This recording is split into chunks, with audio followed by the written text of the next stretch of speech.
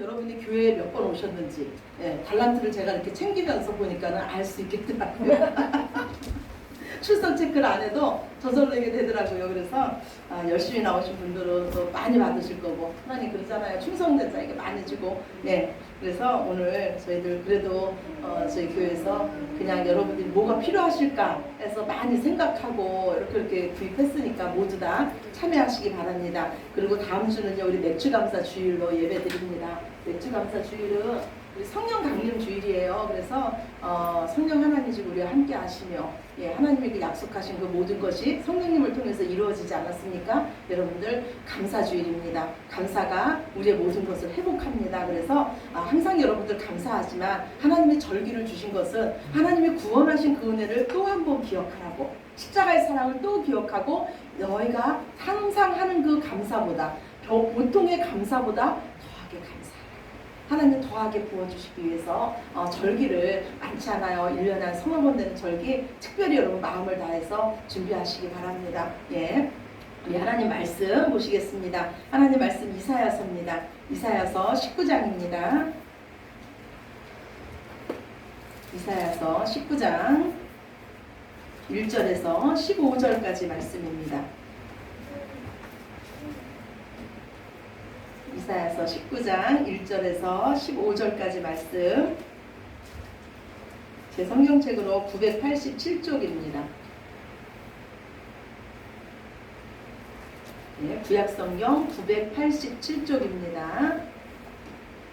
네, 이사야서 19장 1절부터 15절까지 말씀, 우리 저와 여러분이 한 절씩 교독하시겠습니다. 애굽에 관한 경고라. 보라, 여호와께서 빠른 구름을 타고 애굽에 임하시리니 애굽의 우상들이 그 앞에서 떨겠고 애굽인의 마음이 그 속에서 노고리로다. 내가 애굽인을 격통하여 애굽인을 치니 그들이 각기 형제를 치며 각기 이웃을 칠 것이요 성읍이 성읍을 치며 나라가 나라를 칠 것이며 애굽인의 정신이 그 속에서 쇠약할 것이요 그의 계획을 내가 깨트리리니 그들이 우상과 마술사와 신접한 자와 요술객에게 물으리로다. 내가 애굽인을 잔인한 주인의 손에 붙이리니 포악한 왕이 그들을 다스리리라.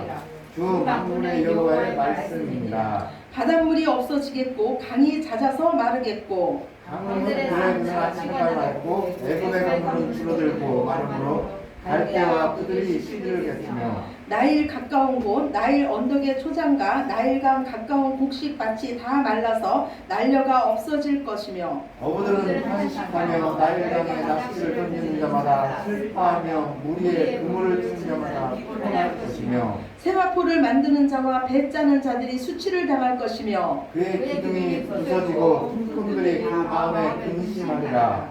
소안의 방백은 어리석었고 바로의 가장 지혜로운 모사의 책략은 우둔하여졌으니 너희가 어떻게 바로에게 이르기를 나는 지혜로운 자들의 자손이라 나는 옛 왕들의 후예라 할 수 있으랴. 너희 지혜로운 자가 어디 있느냐. 그들이 만군의 여호와께서 애굽에 대하여 정하신 뜻을 알 것이요 곧 내게 바랄 것이니라. 소안의 방백들은 어리석었고 노베의 방백들은 미혹되었도다. 그들은 애굽 종족들의 모퉁이 도리건을 애굽을 그릇가게 하였도다. 여호와께서 그 가운데 어지러운 마음을 섞으셨으므로 그들이 애굽을 매사에 잘못 가게 하니 취한 자가 토하면서 비틀거림 같게 하였으니 애굽에서 머리나 꼬리며 종려나무 가지나 갈대가 아무 할 일이 없으리라. 아멘. 예.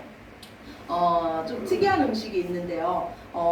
두부 속에 미꾸라지를 넣고 끓이는 음식이라 그래요. 근데 이것은 이 음식은 맛도 참 좋고 이 음식을 그 만드는 방법도 참 특이하다고 합니다. 먼저 냄비에 물을 붓고 그 안에 이제 살아있는 미꾸라지를 거기 넣습니다. 그러면은 이제 그 냄비를 불이었습니다. 그럼 물이 점점 온도가 올라갈수록 이 미꾸라지들이 온도가 좀 낮은 곳으로 차가운 곳으로 막 이렇게 다니겠죠. 근데 온도가 점점 올라갈 때쯤 돼서 차가운 두부 있지 않습니까? 두부를 썰지 않고 그 물에다가 두부를 그대로 넣는다는 겁니다. 그러면 미꾸라지들이요, 아 여기가 내 피난처구나, 드디어 살 곳이 생겼구나 하면서 그 미꾸라지들이 두부 속으로 다 들어간대요.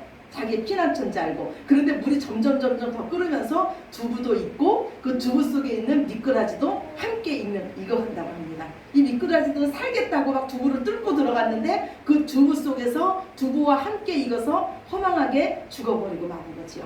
예, 미꾸라지에게 이 두부는 피난처가 될 수 없었습니다.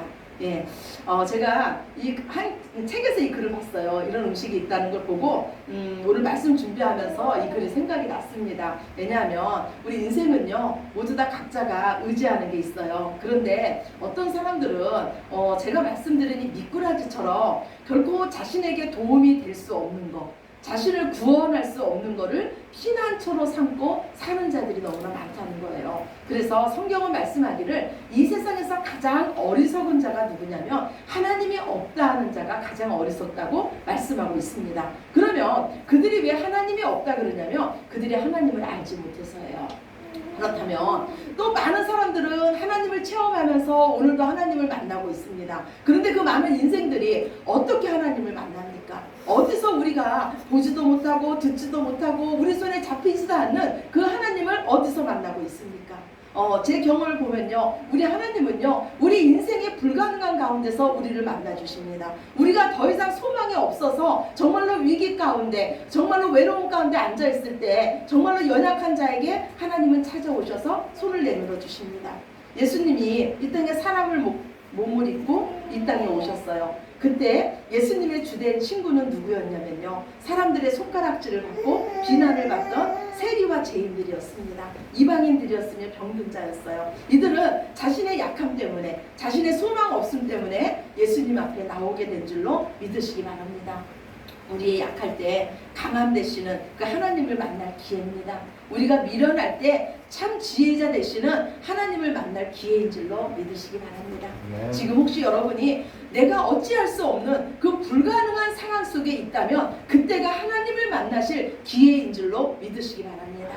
이스라엘 백성에게요, 홍해는요 도저히 건널 수 없는 불가능한 강이었습니다. 지금 만약에 하나님께서 우리 힘으로 어찌할 수 없는 그 강 앞에 여러분을 세우셨다면 그때는 하나님께서 일하신다는 것입니다. 그때 더욱 하나님에 대한 믿음을 보이시고 결코 내 삶을 포기하지 않으시며 우리를 깊이, 우리가 연약할 때 더 깊이 사랑하시는 그 하나님을 만나시기를 간절히 축원합니다.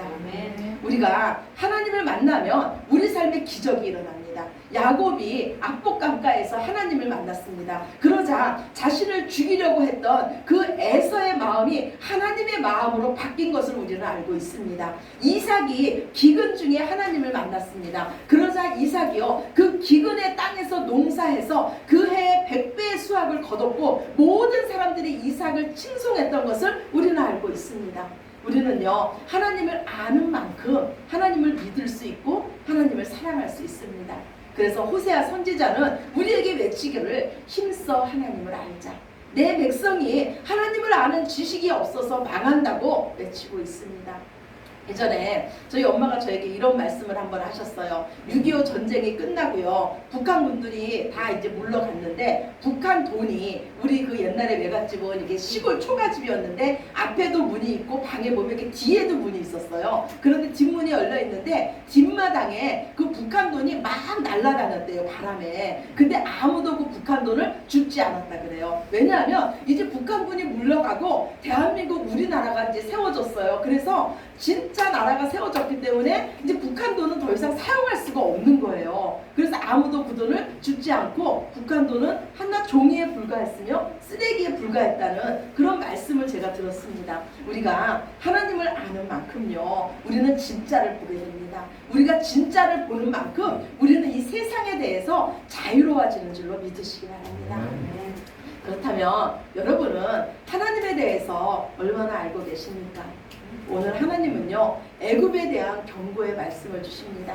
이스라엘 백성은요 하나님을 섬기는 나라였어요. 그러나 이스라엘 민족은요 하나님에 대해서 잘 몰랐습니다. 그래서 이스라엘 민족은 틈만 나면, 어려움만 생기면 하나님 아닌 다른 것에 도움을 구했어요. 특히 자기 아래쪽에 있는 애굽의 도움을 구하러 애굽에 내려가곤 했습니다. 그런데 오늘 하나님께서 말씀하시기를 너희가 그토록 하나님처럼 의지하는 애굽이 멸망할 거라고 하나님 말씀합니다. 이 말씀에 이스라엘 백성의 마음이 녹았을 거예요. 내가 하나님처럼 의지하던 그 애굽이 멸망한다니, 절대 망하지 않을 것 같은 그 나라가 망한다는 그 말씀에 이스라엘 백성의 마음은 녹아내렸을 것입니다.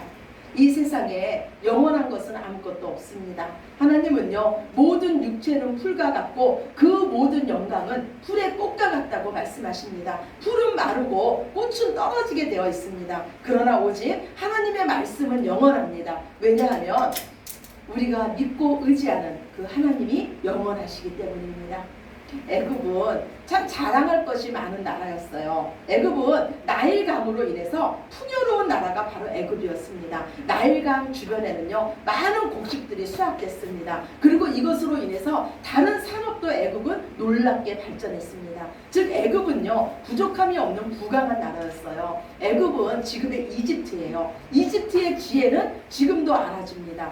모세 당시에요, 글자를 가진 나라는 애굽뿐이 없었습니다. 그래서 하나님은 모세를 애굽의 왕국에서 훈련시키고 하나님은 그 모세에게 율법을 주심으로써 하나님의 백성이 마땅히 행할 길을 알려주셨습니다. 애굽은 부강한 나라였어요. 애굽은 당시 제국을 형성할 만큼 막강한 군사력을 가지고 있었습니다. 그런데 애굽은요, 제국을 형성하지 못했어요. 왜냐하면 하나님께서 애굽을 가만히 두지 않으셨기 때문이에요. 애굽이 부강하게 된 것은요, 온 나라가 기근이 들었을 때, 고대 그 근동 국가들이 다 기근이 들었을 때요, 애굽에는 하나님의 사람이 있었습니다. 바로 요셉이었어요. 이 요셉이요, 그 풍년 때의 그 관리와 흉년 때의 관리를 잘해서요, 고대 근동에서 애굽은 경제 대국으로 우뚝 서게 됐습니다. 그러나 애굽이 이 제국을 형성하지 못한 그 이유 중에 하나는 또 뭐였냐면, 하나님께서 애굽을 10가지 재앙으로 치신 거예요. 또 이 애굽은요, 이스라엘 백성을 포기하지 못하고 이스라엘 백성을 쫓아오다가 애굽의 모든 군사들이 그 홍해의 그 물 안에서 초토화된 겁니다. 이것으로 인해서 애굽은 제국이 되지 못했습니다. 어찌 보면요, 애굽만큼 하나님의 능력을 맛본 나라가 없어요. 그런데 애굽은 하나님께 돌아오지 않았습니다. 성경은 애굽이 하나님께 돌아오지 않은 이유를 뭐라 그러냐면, 애굽 왕 가로가 하나님을 알지 못했기 때문이라고 말씀하고 있습니다. 그래서 하나님을 알지 못하는 자의 특징이 그 애굽에 다 들어있습니다. 애굽에는 많은 우상들이 있었어요. 하나님을 알지 못하는 자의 특징은요, 하나님 외에 다른 것을 의지한다는 거예요. 그들의 삶에 많은 우상을 둔다는 겁니다. 그런데 이 지혜를 자랑하던 애굽 사람들이 의지하던 그 우상이 어떤 거였는지 아십니까? 하나님은요, 이 애굽의 10가지 재앙으로 애굽의 모든 신들을 치셨습니다. 우리는 그것을 통해서 애굽 사람들이 의지하던 그 우상이 무엇인지를 알 수가 있어요. 그들이 의지하던 것은, 참 지혜자라고 지혜를 자랑하던 애굽 백성들이 의지하던 것은 무엇이었냐면, 나일강, 파리, 개구리, 태양, 이런 것을 의지했어요. 즉 하나님이 만드신 피조물을 의지한 나라가 바로 이 애굽이었습니다.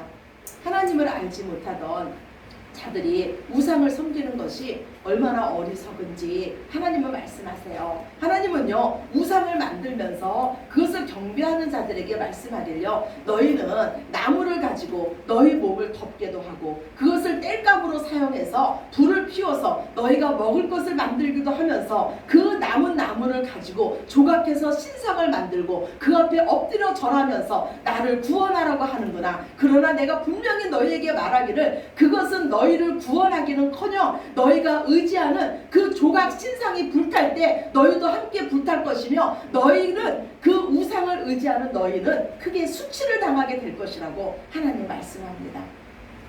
하나님의 임재 앞에요, 자신들이 의지하던 이 우상이 아무것도 아니라는 것을 애굽 백성은 알게 됐습니다. 그래서 이들은 마음이 녹아내리는 거예요. 더 이상 의지할 것이 없는 이 애굽 백성은 어떻게 망하게 되는지 오늘 성경은 말씀하고 있어요. 네 분이 일어나서 말합니다. 자기 동족끼리 치면서 서로 망하는 모습을 볼 수 있습니다. 그런데 이 네 분이 점점 확대되는 것을 오늘 성경은 말씀하고 있습니다. 오늘 본문 이사야서 19장 2절이에요. 우리 같이 보겠습니다. 이사야서 19장 2절입니다.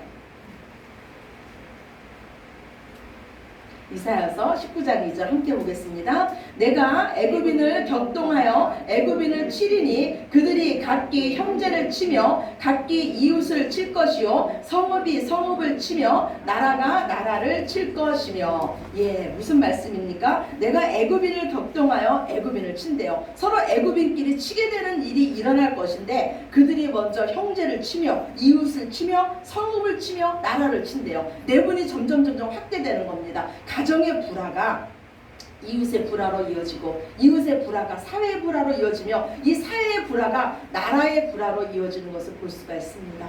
그래서 우리말에요, 가화만사성이라는 말이 있어요. 좀 집안이 화목하면 모든 일이 다 잘 된다는 거예요. 저는 이 말이요 참 성경적이라고 생각해요. 그래서 하나님은요 직분자를 선출할 때도요 그가 가정에서 어떤 삶을 사는지 먼저 보라고 말씀합니다. 또한 성령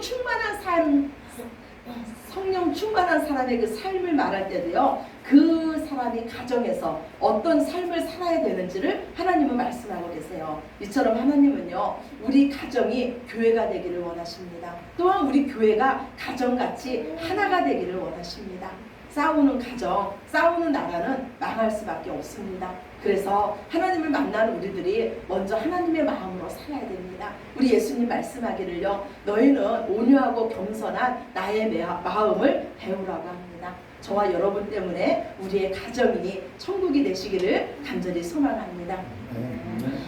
그렇다면 이 애굽은요 하나님의 그 놀라운 능력을 맛보고도 왜 하나님을 믿지 못했을까요? 왜 하나님을 알지 못했을까요? 그들에게는요 너무나 의지할 것이 많았습니다.